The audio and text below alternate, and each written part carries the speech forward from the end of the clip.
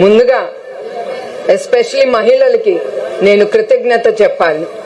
ఎందుకంటే చంద్రబాబు నాయుడు గారిని జైల్లో నిర్బంధించినప్పుడు ముందుకొచ్చి ఎప్పుడు రాని స్త్రీలు బయటకొచ్చి ఆయన కోసం పోరాడారంటే స్త్రీలకి అంత నమ్మకం ఆయన నాయకత్వం మీద.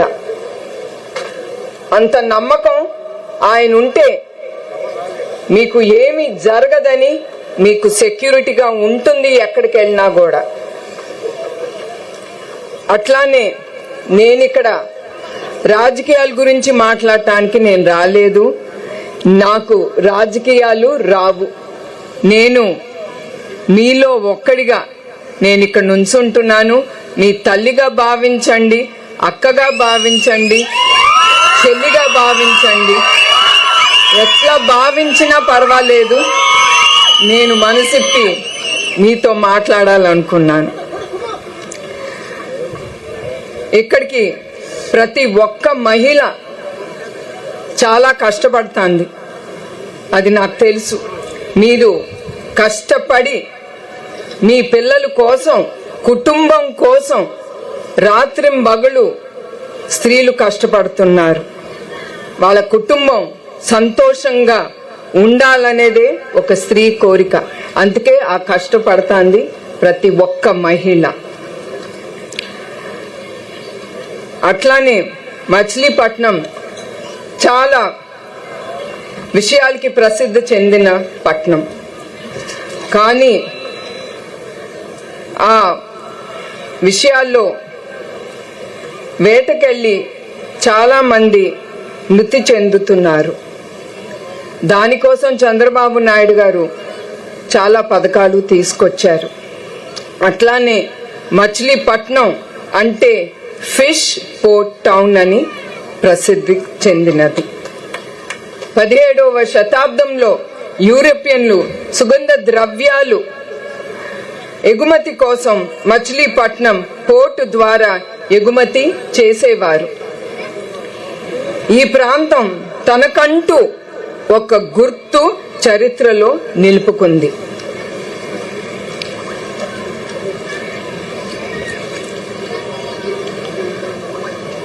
చేప ఆరోగ్యానికి చాలా మంచిది.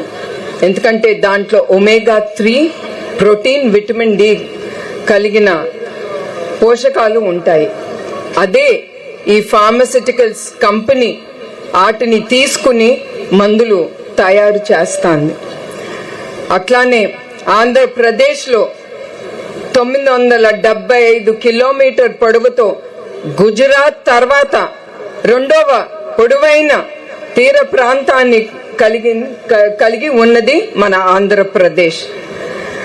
దేశంలోనే చేపల ఉత్పత్తి మన రాష్ట్రంలో నంబర్ 1 స్టేట్ గా మన యావత్ దేశంలో ఉంది మన ఆంధ్రప్రదేశ్. చంద్రబాబు నాయుడు గారు హయాంలో మత్స్య రంగానికి ఏటా 19.17% వృద్ధి చెందింది. ఈ అభివృద్ధి చంద్రబాబు నాయుడు గారు మత్స్యకార రంగంపై శ్రద్ధ చూపిస్తున్నారు గనక ఆ కృషి వలన మీరు ముందుకెళ్లగలరు. కానీ ఈ వైసీపీ ప్రభుత్వం వృద్ధి ఏటా 6.44% పడిపోయింది ఈ ప్రభుత్వం వచ్చిన తర్వాత. ఈ ప్రభుత్వం గురించి చెప్పుకోవాలంటే ఏముండదు, ప్రతిదీ తీసేయటం, లేకపోతే ఇట్లా శాతాలు తగ్గిపోవటం.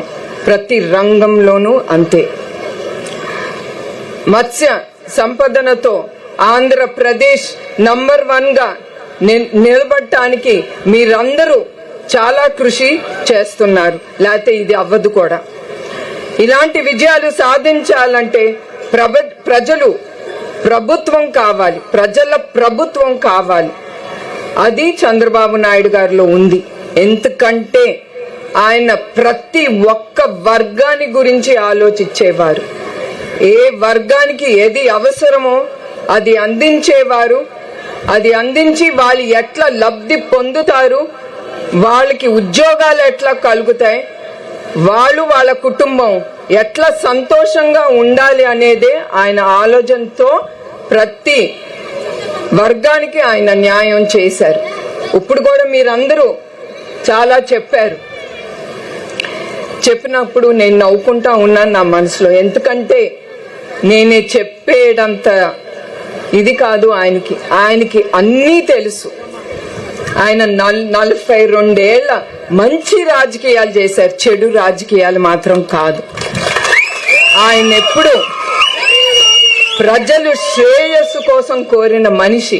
అట్లాంటి మనిషి ప్రతి వర్గాన్ని, ప్రతి వాళ్ళని మనసులో పెట్టుకుని ఆలోచిస్తారు గాని ఆయన ఎప్పుడు ఆయన కుటుంబం గురించి ఆలోచించరు. అట్లానే జయరాం అన్నాడు, నేను తెలంగాణ నుంచి వచ్చానని. కానీ తెలంగాణ, ఆంధ్రప్రదేశ్ అనేది ముఖ్యం కాదు. మనందరం ఒకప్పుడు ఉమ్మడి ఆంధ్రప్రదేశ్, తెలుగు జాతి అందరం ఒకటే.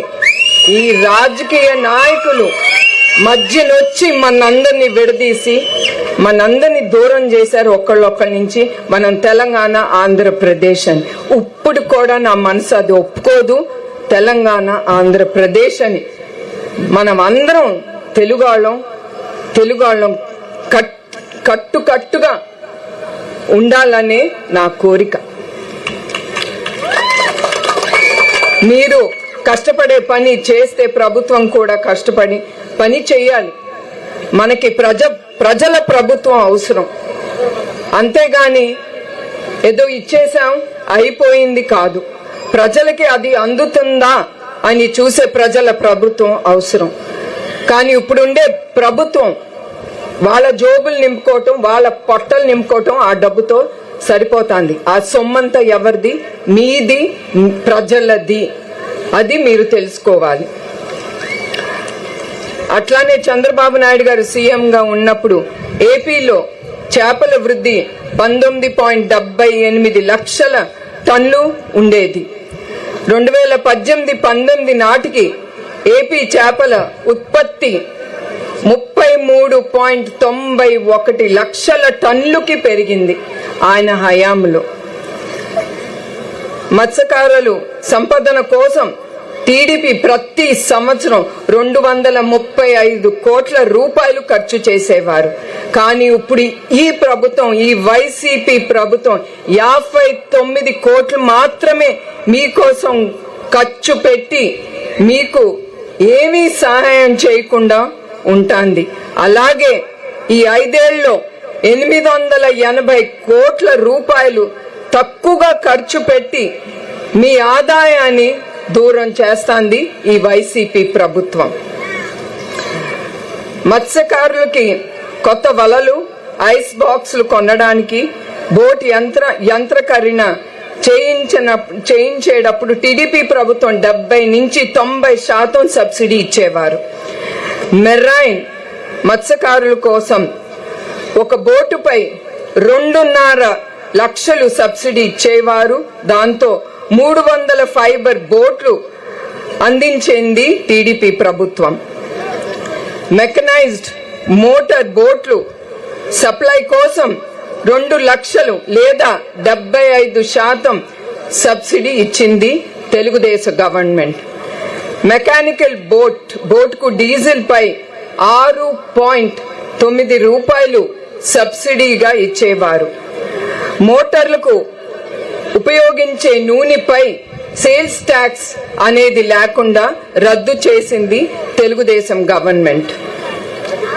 టీడీపీ గవర్నమెంట్ హయాంలో 8 జిల్లాల్లో 9 రిజర్వాయర్లో 9 కేజ్ కల్చర్ యూనిట్లు ప్రవేశపెట్టి చేపలు ఉత్పత్తిని పెంచింది మన గవర్నమెంట్. అట్లానే సముద్రంలోకి చేపల వేటకు వెళ్లే వాళ్ళు చాలా మంది మృతి చెందేవారు. అలాంటి వాళ్ళకి చంద్రన్న బీమా పథకం కింద 2 లక్షల రూపాయలు ఎక్స్గ్రేషియా ఇచ్చేవారు.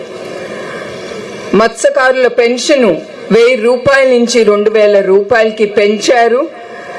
అట్లానే చేపల వేటకి నిషేధం కాలంలో ఒక కుటుంబానికి 2000 రూపాయల నుండి 4,000 రూపాయలకి పెంచింది చంద్రబాబు నాయుడు గారి ప్రభుత్వం. అట్లానే భీమవరంలో ఆక్వా యూనివర్సిటీ స్థాపించింది టీడీపీ ప్రభుత్వం.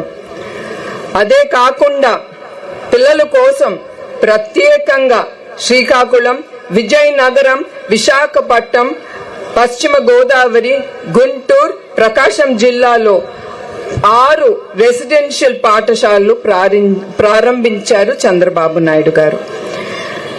కానీ ఇప్పుడు ఈ ప్రభుత్వం ఏం చేస్తాంది? ప్రస్తుతం ఈ ప్రభుత్వం జీవో నంబర్ 217 ప్రవేశపెట్టి వేలాది చెరువులు, రిజర్వాయర్లు, సాగునీటి కాలువలను అన్ని టెండర్లకి పిలిచి అది కూడా ఏమి చేయకుండా ప్రస్తుతం అక్కడ ఏం పనులు కూడా జరగట్లేదు, అన్ని నిలిచిపోయింది. మచిలీపట్నం పోర్టు కూడా టీడీపీ హయాంలోనే ప్రారంభించారు.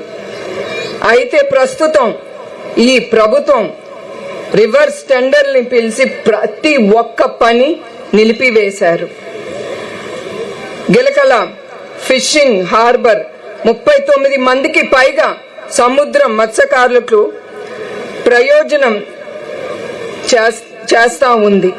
అట్లానే 2021లో ప్రారంభించిన నిర్మాణ పనులన్నీ ఆపివేశారు ఈ ప్రభుత్వం. మనం తప్పకుండా చంద్రబాబు నాయుడు గారు వస్తారు, తప్పకుండా మీరు ఆగిపోయిన పనులన్నీ ఆయన పూర్తి చేస్తారు. ఎందుకంటే ఆయన హయాంలోనే చాలా పనులు ప్రజల కోసం చేపట్టారు. అవన్నీ ఈ ప్రభుత్వం వచ్చి అన్ని ఆపేశారు. కానీ మీకు తెలుసు చంద్రబాబు నాయుడు గారి గురించి నేను ప్రత్యేకంగా ఏమీ చెప్పక్కర్లేదు. ఆయన గురించి ఆయన తప్పకుండా ఆగిపోయింది ప్రజలకి ఏది అవ్వట్లేదు అనుకున్న ప్రతి ఒక్క ప్రాజెక్టు ఆయన ముందుకు తీసుకెళ్తారు. అట్లానే తెలుగుదేశం ప్రభుత్వం అందజేసిన సంక్షేమ పథకాలు వైసీపీ ఒకటి కూడా ముందుకు తీసుకెళ్లట్లేదు. కానీ ఇప్పుడు 10,000 రూపాయలు ఆర్థిక సహాయం చేస్తామని ఈ సొమ్ముతో చేపలు పట్టే వలలు, మత్స్యకారులు అవసరమైన కొత్త యంత్రాలు కొనటానికి కష్టపడుతున్నారు.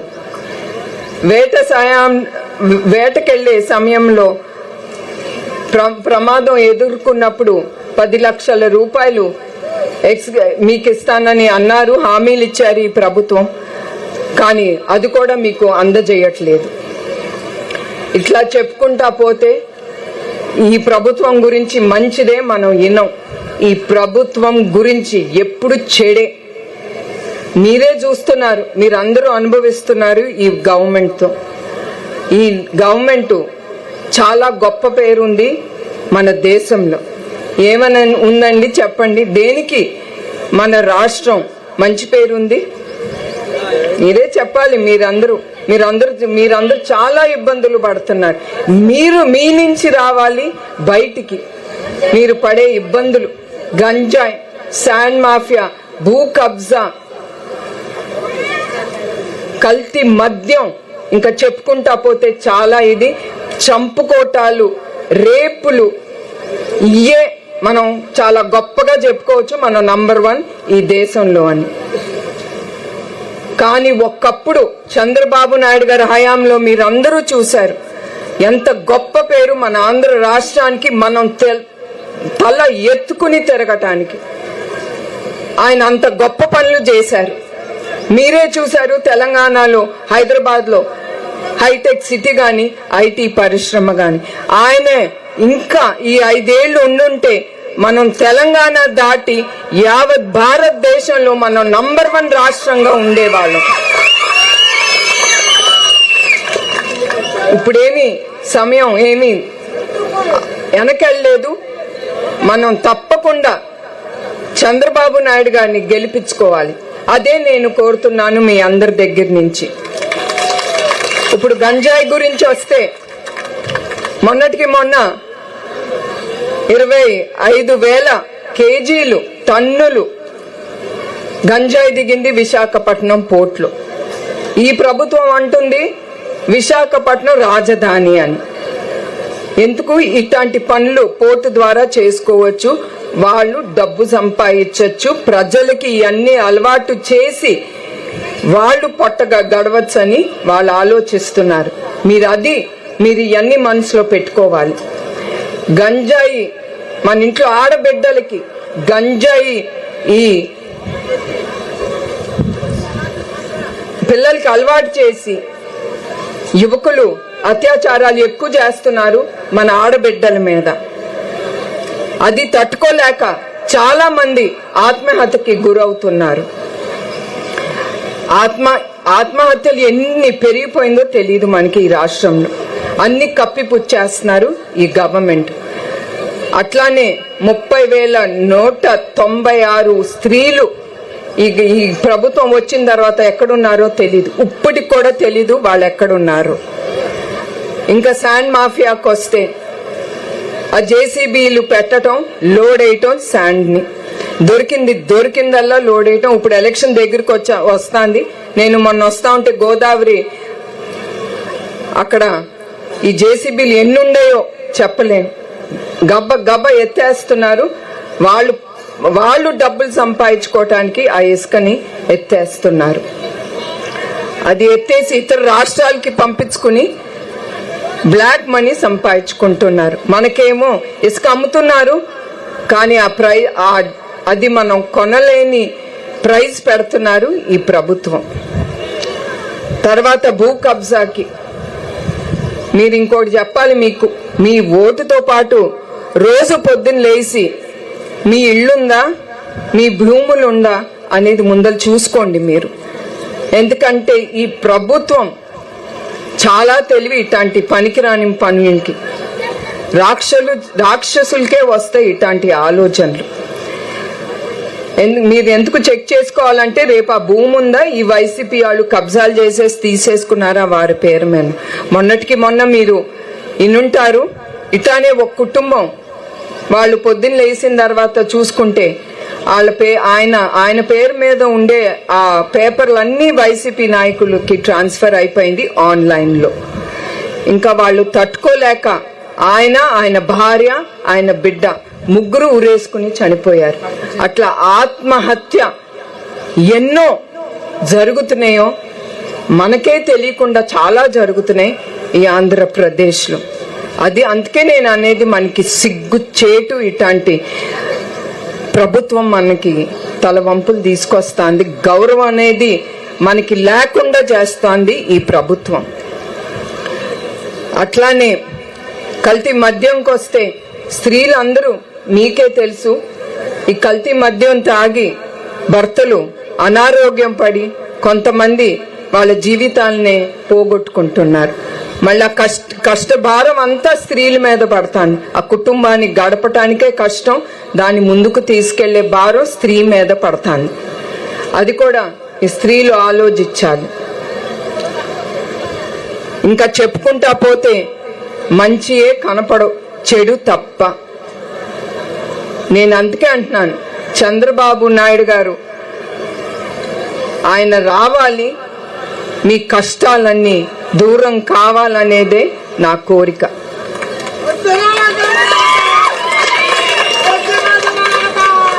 అట్లానే నాకు ఇప్పుడు మీరు సమాధానం చెప్పాలి. సరేనమ్మా, మీరు చెప్పాలి నాకు సమాధానం. చెప్తారా లేదా చెప్పండి. చెప్పండి. మెరుగైన జీవితం గడిపేందుకు మనకు అర్హులమా కాదా చెప్పండి. నాకు వినపట్ల. అర్హులనేనా? ఎస్. మన రాష్ట్రానికి అభివృద్ధి చెందటానికి అర్హత ఉందా లేదా? ఉంది. మీకు అభివృద్ధి కావాలా వద్దా? మహిళలకు భద్రత కావాలా వద్దా? మన రైతన్నలు సంతోషంగా ఉండాలా లేదా? మన రాష్ట్రం నంబర్ 1 రాష్ట్రంగా ఉండాలా లేదా? మరి ఇవన్నీ మీకు కావాలంటే ఎవరు కావాలి? మీకు తెలుగుదేశం గవర్నమెంట్ రావాలి, నారా చంద్రబాబు నాయుడు గారు రావాలి. అదే ఆయన ఇవన్నీ నేను అడిగినవన్నీ ఆయన అడగకుండానే ఇచ్చేవారు కూడా, మీరు అనుభవించారు కూడా. అది ఇప్పుడే నేను కొత్తగా మీ అందరికీ నేను చెప్పక్కర్లేదు. ఎందుకంటే మళ్ళీ మళ్ళీ నేను చెప్తున్నాను, ఇట్లాంటి నాయకుడిని మీ జీవితంలో మళ్ళీ కూడా చూడరు. ఆయన ప్రజల కోసమే బ్రతుకుతారు, కార్యకర్తల కోసమే బ్రతుకుతారు ఆఖరి వరకు, కుటుంబం కోసం మాత్రం కాదు. ఎందుకంటే ఆయన అంత జైల్లో ఉండొచ్చి కూడా ఆ 53 రోజులు డాక్టర్లు ఒక వారం 10 రోజులు రెస్ట్ తీసుకోమన్నారు. ఆయనకి అది తెలియని కూడా లేదు. తెలియదానికి రెస్ట్ అంటే అర్థం. ఒక్క 2 రోజులు అతి కష్టం మీద మేమందరం కుటుంబం పట్టుకుని ఆయన కూర్చోబెట్టాం. ఇంకా దాని తర్వాత మా వల్ల కాలేదు, ఆయన వదిలేసాం. సరే, ఆయన ప్రజలతో ఉంటే ఆయన సంతోషంగా ఉంటారు, ఆయన ఆరోగ్యంగా ఉంటారని ఇంకా ఆయన మీకే వదిలేసాం. అట్లాంటి నాయకుడు ఏనాడు మీకు ఇంకా దొరకడు.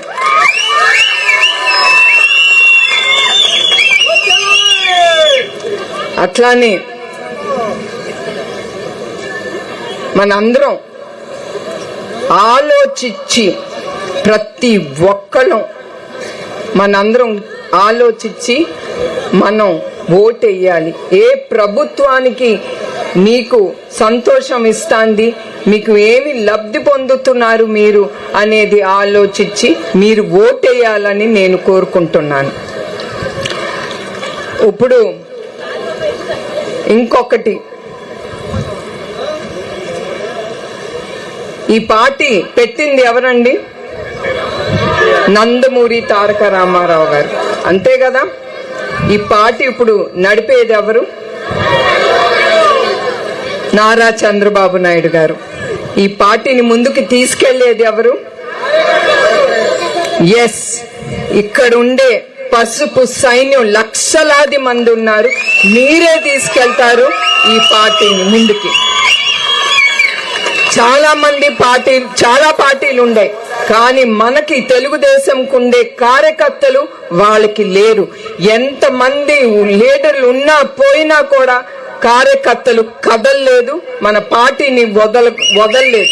అది గొప్పదనం తెలుగుదేశానికి. అట్లానే మనందరం చెయ్యి కలిపి మన పసుపు సైకిల్ ని ముందుకు తీసుకెళ్దాం. ఎదురొచ్చే వాడిని ఢీకొని ముందుకెళ్లి మన తెలుగుదేశం జెండాని పైకి పుచ్చుకుని మనం వెనక్కి తిరిగేదే లేదు, ముందుకే వెళ్దాం. అదే నేను కోరుకుంటున్నాను ప్రతి ఒక్క కార్యకర్త నుంచి. ఇప్పుడు మనం కురుక్షేత్రాన్ని ఎదుర్కోబోతున్నాం, అవునా కాదా? దానికి ఆయుధం ఏంటి? ఓటు. ఓటు అనేది మీరు మర్చిపోకూడదు. ఆ ఆయుధం ఓటు. ఆ ఓటు వేయటానికి మీరు సయ్యా?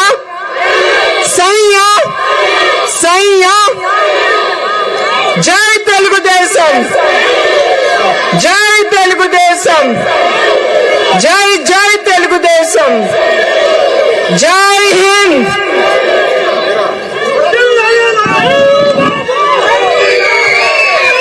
హలో, ఇప్పుడు ఈ కార్యక్రమం చాలా సంతోషం అమ్మా.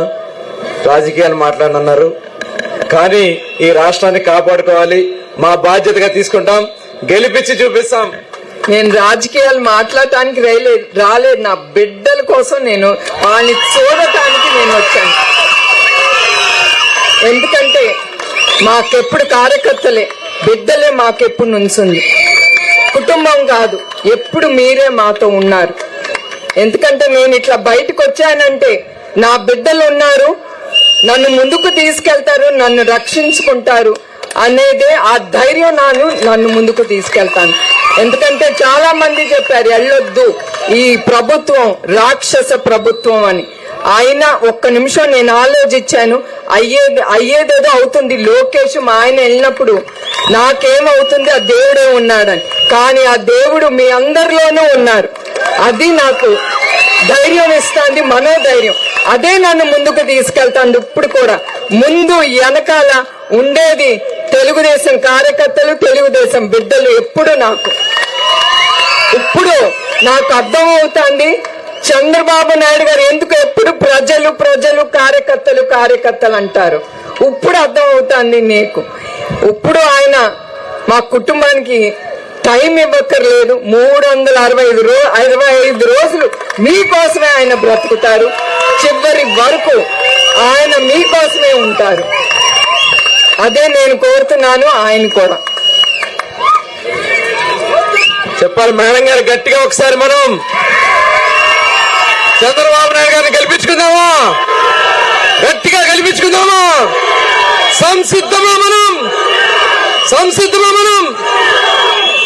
థ్యాంక్ యూ అమ్మా. సంసిద్ధం మంది, సిద్ధం కూడా మంది అమ్మా. అంటే కాపీ చేసుకుంటారు. ఓకే, ఇప్పుడు మనకున్న ప్రధానమైనటువంటి సాల్ట్ ఫ్యాక్టరీ సమస్య ఖచ్చితంగా 1 ఎకరం కూడా బయటకు వెళ్ళనివ్వం. మన గ్రామాల్లోనే అవసరమైతే రేపు ఒక సొసైటీ ఫామ్ చేసి మనమే ఆ సాల్ట్ ఫ్యాక్టరీని రన్ చేసుకుందాం. ఎవరు అధైర్యపడదని కూడా మీ హామీ ఇస్తా ఉన్నాను. అలాగే అమ్మా, నీళ్ల సమస్య మేడం గారికి తెలుసు. 100% ఇంటింటికి మనం ఆల్రెడీ గత ముందు పైపులు పంపించాం. కానీ ఆ పైపులన్నీ వాళ్ళు ఎత్తుకుపోయారు. ట్యాంకులు మనం కడితే రంగులు వాళ్ళు వేసుకున్నారు. రేపు మళ్ళీ ట్యాంకులు కట్టి ఇంటింటికి మంచినీళ్ళు ఇచ్చే బాధ్యత తెలుగుదేశం ప్రభుత్వం తీసుకుంటుంది. ఎవరు ఆధారపడద్దు. ఇప్పుడు నేను ఇంకొక విషయం చెప్పాలనుకున్నాను, మర్చిపోయాను. మా ట్రస్ట్ గురి ఎన్టీఆర్ మెమోరియల్ ట్రస్ట్ చాలా సేవా కార్యక్రమాలు తీసుకుంటున్నారు. కానీ అక్కడ కూడా చంద్రబాబు నాయుడు గారికి మీ మీదే ఆలోచన. చల్లపల్లి స్కూల్లో కార్యకర్తల కోసం, పేదల ప్రజల కోసం ఆ స్కూల్ నడుపుతున్నాం. ఎన్టీఆర్ స్కూలు, కాలేజ్ ఉంది గండిపేటలో. ఆటిల్లో ట్రస్ట్ లో బ్లడ్ బ్యాంక్స్ ఉండే, ఇంకా చాలా వర్టికల్స్ ఉండే. దాంట్లో వచ్చే లాభాలన్నీ ఆ చల్లపల్లి స్కూల్కి వెళ్తాంది. ఆ చల్లపల్లి స్కూల్లో ఇప్పుడు వరకు 6176 పిల్లలకి ఉచిత విద్య అందించింది. అది కార్యకర్తల బిడ్డలు, పేద పిల్లలు, అనాథ పిల్లలకి. అది మీకు చెప్పాలని నేను అనుకున్నాను. హలో, భువనేశ్వరి గారి నాయకత్వం, భువనమ్మ నాయకత్వం, భువనేశ్వరి గారి నాయకత్వం. ఇప్పుడు ఈ కార్యక్రమానికి వందన సమర్పణ చేయవలసిందిగా కొల్లు రవీంద్ర గారి సత్యమైనటువంటి నీలిమ గారిని కోరుతా ఉన్నాం. నందమూరి తారక రామారావు గారి పుత్రిక, చంద్రబాబు నాయుడు గారి సతీమణి, లోకేష్ గారి తల్లి అయిన నారా భువనేశ్వరి గారు మన బందర్కి నియోజకవర్గం, మన కోన గ్రామం రావటం మనందరికీ చాలా అదృష్టం అండి. Madam welcome. అలాగే ఇక్కడ విచ్చేసిన తెలుగుదేశం, జనసేన, బీజేపీ నాయకులు మరియు కార్యకర్తలు, ఇంత పెద్ద ఎత్తున వచ్చిన మహిళలు అందరికీ కూడా నమస్కారం. మేడం, ఎన్టీఆర్ ట్రస్ట్ తరఫున మీరు చాలా అంటే విమెన్ ఎంపవర్మెంట్ చాలా చేస్తారు. నేనేం అడుగుతున్నానంటే, మా గ్రామం వాళ్ళు ఏ రోజు వెళ్తే ఆ రోజు సంపాదించుకొని ఒక 300-400 లేదు 500 తెచ్చుకుంటారు. మీ దృష్టికి తీసుకొస్తుంది ఏంటంటే, మన ప్రభుత్వం వచ్చాక ఇక్కడ ఏదన్నా విమెన్ ఎంపవర్మెంట్ మీ ద్వారా పెట్టించాలి అనేది నా. మీరు అన్నట్టే తప్పకుండా అది తీసుకుంటామమ్మా. ఎందుకంటే మొన్నే మధ్యన కుప్పంలో కుట్టు మెషిన్ నేర్పిస్తున్నాం స్త్రీలకి. దాంతో వాళ్ళకి రోజు కొంచెం వాళ్ళు సంపాదించుకోగలరని 3 క్లాసులు నడుపుతున్నాం. 3 ఫుల్గా నడుస్తాను. తర్వాత మేము చాలా కార్యక్రమాలు ట్రస్ట్ ద్వారా స్త్రీలకి ముందుకు తీసుకెళ్తున్నాం. తప్పకుండా అది ట్రస్ట్ ద్వారానే. కానీ చంద్రబాబు నాయుడు గారు కూడా చాలా సంక్షేమ కార్యక్రమాలు తీసుకొచ్చారు స్త్రీలకి. తప్పకుండా ఆయన అన్ని చూసుకుంటారు. అదైతే నాకుంది ఆయన నమ్మకం మీద. ఇప్పుడు మన మహిళలు తలుచుకుంటే చేయలేనిది ఏమీ లేదండి. మన ఒక ఎజెండా, నేను ప్రతి వాళ్ళకి చెప్తున్నాను, మన ఎజెండా ఈ 40 రోజులు పని ఏంటంటే, మనం ప్రతి ఇంటికి వెళ్ళి ఒక్కొక్కరిని మనతో పాటు 10 మందితో తెలుగుదేశానికి ఓటేయించాల్సిందిగా కోరుకుంటున్నాను. మన ఎజెండా 2024 చంద్రబాబు నాయుడు గారు ముఖ్యమంత్రి అవుతున్నారు.